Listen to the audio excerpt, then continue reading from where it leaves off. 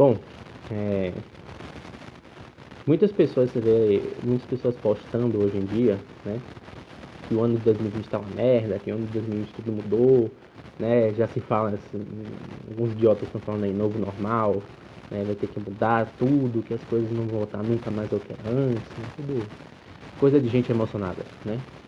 Mas tem um fator muito importante que, de fato, 2020 realmente é um ano atípico. Por quê? Vamos pegar primeiro esse contexto da pandemia. Aliás, não, vamos pegar de antes.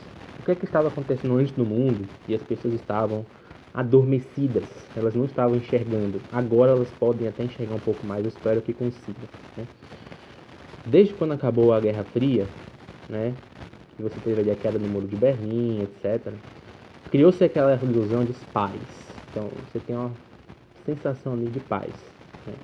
Porque as coisas agora vão ser só, cada um vai seguir a sua vida, cada um vai, né, vai chegar ali, vai estudar, vai casar, ter filhos, vai fazer, acontecer, viver nas festas, baladinhas, etc e tal, e não vai ter mais nenhum problema, né, tipicamente provindo da política, da guerra, né, da economia, né. Isso foi uma falsa ilusão, tá? Por quê? Desde aquela época, você já tinha, né, em voga movimentos de alguns grupos que queriam dominar e tomar o poder. Esse tipo de movimento, ele sempre existiu na história, tá? Ele, na verdade, assim, sempre existiu na história não, perdão. Ele começou a existir na história quando houve a consolidação do Império Romano. Porque antes o que acontecia? Você tinha vários impérios, certo? Cada império se enxergava como autor da ordem. Então, o Império Babilônico, quando ele agia, quando ele invadia, saqueava, ele não estava invadindo e saqueando, ele não estava matando ninguém. Na visão deles, tá? Na visão deles, eles estavam implementando a ordem, porque a ordem só poderia existir se todos estivessem debaixo do poder do imperador babilônico, certo? Só que o que aconteceu? Nenhum desses impérios que surgiram antigamente, egípcios, Império Persa, Império Assírio, entre tantos outros, eles não conseguiram consolidar o poder dessa forma. O único que conseguiu consolidar foi o Império Romano. O Império Romano consolidou ali o domínio, né, praticamente de boa parte do mundo, né, ali, né. Na época era o mundo para eles, né, porque era o que eles conheciam. Hoje a gente sabe que tem, né, muito mais. Então, desde isso aí, perdão, criou-se uma noção, certo, de criar uma espécie de império global, né. Isso já vem desde o Império Romano. Isso saiu um pouco, isso fugiu um pouco de tema na Idade Média, porque a igreja entrou num lugar ali, então ela começou a desviar a atenção das pessoas, não para este mundo, mas para o mundo posterior. Quem quiser entender isso aí, tem o livro de Santo Agostinho, Cidade de Deus, que ele fala justamente dessa dicotomia, da cidade de Deus versus a cidade dos homens, né? Então sempre houve isso aí.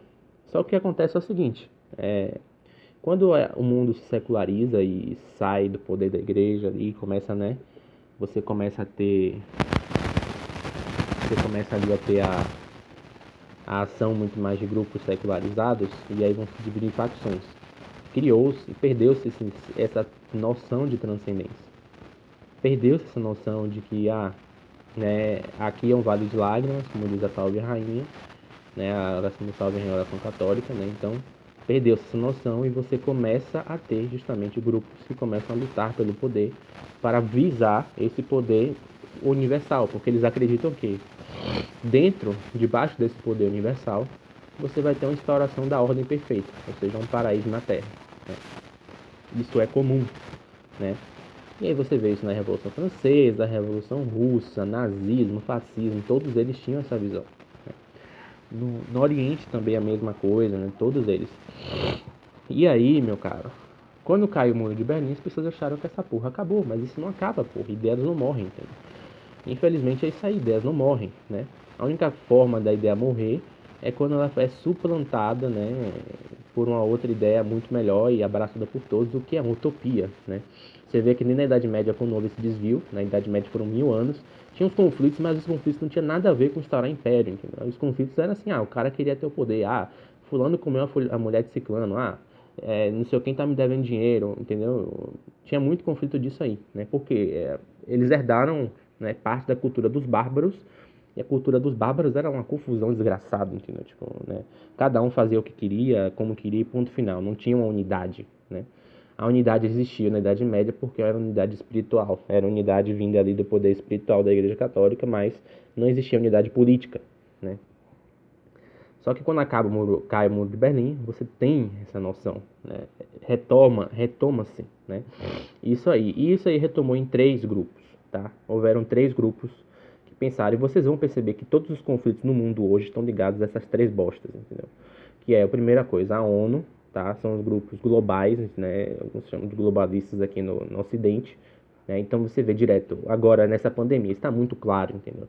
Todo mundo, não, porque a OMS disse, mas a OMS não tem poder nenhum. A OMS, no máximo, era para ser um órgão consultivo, né? Eu li o Memórias da Segunda Guerra Mundial do Churchill, ele que criou essas organizações como a ONU, né? Ele junto com o Stalin, os vencedores da Segunda Guerra, né? A ideia de criar essas organizações era impedir que uma terceira guerra surgisse, né? Então eles criaram essas organizações. E o Churchill fala no epílogo que, né, logo no final, que é quando acaba o livro, aí ele já fez uma outra edição muito mais para frente, escreveu outras coisas a mais. Nessas outras coisas a mais, muita coisa já tinha passado, muita água já tinha corrido, né? Então ele começa a comentar, olha, a gente fez aqui a ONU como órgão consultivo, mas não é isso que está acontecendo, né? Só que, claro, ninguém dava atenção naquela época, porque o que se vendia como propaganda era isso. Mas hoje você vê que não, hoje você vê que tudo tem que ser feito de acordo com a ONU, a OMS, o Unesco manda. Então o cara vai fazer educação, ele não pode fazer a educação dele de acordo com o filho dele, porra. Ele tem que fazer a educação de acordo com o que a ONU acha que tem que ser feito. Então, se a ONU disser, não presta homeschooling, então ele não pode fazer homeschooling. Se a ONU disser assim, não presta fazer... Você não pode ter muitos filhos, você tem que abortar. Aí a ONU vai lá e manda uma diretriz através de um dos seus órgãos, entendeu? Para que os países fiquem se borrando de medo e achando que tem a obrigação de exigir aquilo, certo? Só que o que acontece? É um dos poderes, pronto. O outro poder é aquele que chama de poder do Império Islâmico. Ou seja, isso aí surgiu desde a época de Maomé, no Alcorão, tá? Ou seja, a noção de que os muçulmanos creem preeminentemente de que quando o mundo só vai ter paz quando houver ali uma conversão em massa do islamismo, né? O cristianismo ele prega assim, uma conversão em massa das pessoas, mas ele não acredita que o mundo vai ter paz quando tem isso. O pessoal acredita que o mundo vai ter paz quando Cristo voltar. E no Catecismo da Igreja Católica diz que quando Cristo voltar, o que não vai ter é cristão, vai ter pouquíssimos, né? Vai ter aquela frase do próprio Jesus, será que eu encontrarei pé sobre a terra quando eu retornar? Então, é uma visão inversa, né? O islamismo não, ele acredita, olha, a gente tem que evangelizar essa galera toda aqui, todo mundo tem que estar, né, fazendo Ramadã, né, seguindo a Sharia, etc e tal, porque senão não vai dar. Então é uma espécie de dominação global também, né? Você vê isso aí, esses confrontos no Oriente Médio. Você vê os problemas com a ONU aqui nos países, nas legislações, são os conflitos internos. Você tem grupos financiados pela ONU que na verdade não é menos, né, se tornaram cachorros das 13 famílias mais poderosas do mundo. Então, a família do George Soros, né, a família Rockefeller, Rothschild, Fundação Bill e Melinda Gates, e tantos outros, certo? Então, esses 2 grupos. E tem um terceiro grupo que é o bloco, né, sino-soviético, ou seja, chineses e russos, né? Isso aí vem por uma questão de revanchismo, né? Primeiro a Rússia, porque a Rússia perdeu a Guerra Fria, então perdeu entre aspas, né? Eles quiseram perder, né? Se você for pegar o significado de perestroika, né, quando teve a queda do Muro de Berlim, isso significa nada mais nada menos do que refinamento. Perestroika não é fim, é refinamento, ou seja, é a noção de que a gente precisa manter o nosso projeto, mas de uma outra forma que as pessoas, né, aceitem, né? Você refina açúcar para quê? Para que as pessoas consigam botar o açúcar no seu leite, né, no seu café, né? Então, refinar, esse processo de refinar é isso aí. E os chineses é muito mais por um revanchismo, porque os chineses sempre foram colônias dos ocidentais. Então, eles sempre foram dominados pelos ocidentais, vários, entendeu? Então, cada país ocidental tinha um pedaço da China ali que eles mandavam, e os caras tomavam pau direto militarmente. Então, os caras, né, se alimentam, retroalimentam esse revanchismo ocidental para poder ter essa visão de que eles precisam conquistar e redominar o mundo através do mercado e através do poderio militar. Então, são esses 3 que estão em poder, né? Então, 2020 é um ano atípico porque, primeiro, as pessoas estão percebendo isso. Segundo, você surgiu uma 4ª força que não visa justamente criar um paraíso terrestre, mas visa pelo menos tentar sobreviver, que são a força das pessoas comuns, né? A força dos cristãos, a força do pequeno comerciante, né? A força do cara que quer ter a arma dele para poder se defender em casa, para poder praticar o esporte, para poder caçar, entendeu? São as pessoas que têm vidas comuns, aquelas pessoas que acreditavam que tudo tinha acabado, né? Que agora era só fazer filho, né? Trabalhar, ganhar dinheiro e tal. As pessoas querem ter uma vida comum, entendeu? Essas pessoas ganharam representantes importantes na área mundial, entre eles o Donald Trump, Jair Messias Bolsonaro e, óbvio, né, tem representantes na Itália, tem o Brexit, ou seja, a saída da Inglaterra para o Brexit, é isso aí. A Inglaterra dizendo, olha, nós não aceitamos ser comandados por um poder transnacional, nós queremos decidir os rumos da nossa vida, né? O Donald Trump saindo da OMS, olha, veja só como 2020 é um ano peculiar. Você tinha organizações que, se você questionasse, né? O Brasil ainda tem essa merda, porque no Brasil tudo é atrasado nessa porra. Porque é um povo burro, que ninguém estuda quase nada, entendeu? Então é difícil. Então as pessoas não ficam a par das situações do que está acontecendo. Mas você tinha órgãos que eram inquestionáveis. Hoje você tem o poder, a nação mais poderosa do mundo, dizendo, olha, vocês fizeram besteira, a gente não aceita isso, a gente quer investigar vocês e mais. Nós não vamos mais dar dinheiro para vocês e vamos sair da sua organização, entendeu? Nós vamos deslegitimar sua organização politicamente. Esse é o conflito que está acontecendo. Direita e esquerda virou só um teatro, tá? Né? Um teatro no certo sentido de quê? Direita, a pessoa se assume para poder, né, ter uma identidade, e a esquerda ela virou instrumento de manobra desses grupos transnacionais.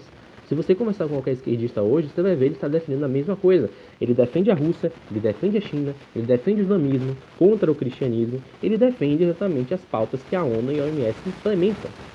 Todos eles não percebem isso, eles acham que estão lutando contra o capital. Entendeu? Meu filho, você é um idiota, você está servindo ao grande capital, você está servindo a George Soros, você está servindo aos Rothschilds, você está servindo a família Rockefeller, você está servindo a Fundação Bill Gates, você está servindo aos caras que têm dinheiro, que não tem mais onde enfiar dinheiro, a não ser no seu cu, né?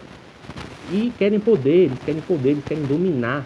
Isso é uma ideologia, eles têm uma visão de que eles precisam reformar o mundo inteiro de acordo com seus próprios ideais. Claro que eu acredito que isso é uma idiotice. Você vai pensar, Yuri, isso é uma grande idiotice, não sei o que lá. É claro que é idiotice, porque não existe poder global, tá? Só existem ou poder local ou poder global divino. Só Deus consegue agir no mundo inteiro de uma só vez, né? E esses caras querem se equiparar a Deus, né? Então, isso é idiotice, mas o fato de ser idiotice não quer dizer que não vai ter gente lá para querer botar em prática. Olha, o socialismo para mim é uma ideia estúpida, idiota. E o que mais tem é gente querendo botar isso em prática. O nazismo, o nacionalsocialismo, ideia estúpida. E teve gente querendo botar em prática. Entendeu? O fato de uma ideia ser idiota não quer dizer que não vai ter gente idiota o suficiente para crer que ela possa ser real, né? E pior, a pior merda que tem é um idiota motivado. Então quando você tem idiota, entendeu? Que está entupido de dinheiro, é a merda que vai acontecer isso aí, entendeu? Então o conflito que temos hoje é o conflito do povo comum contra o establishment, estamento burocrático, que são justamente essas pessoas que têm poder, que têm, né, aquilo que chama deep state, ou seja, tem pessoas que representam suas ideias dentro de locais pequenos, né, tipo funcionários públicos, etc e tal, né, e que estão ali para servir esses interesses sem saberem, obviamente. Ninguém sabe, ninguém recebe uma cartinha do Jorge Soros, olha, parabéns, você evoluiu de nível, você agora pode defender o aborto. Não, ele defende o aborto, ele nem sabe de onde vem. Isso aí surge como cultura para ele, né? A imprensa inteira serve para isso. Isso aí é fácil você pesquisar. Tem uma bibliografia gigantesca sobre isso. E quem tiver dúvida, manda um contato aí que eu mando todos os livros que você precisar ler sobre isso para entender um pouco melhor sobre isso aí, tá? Então, seus Zé Bunda aí. É isso aí, né?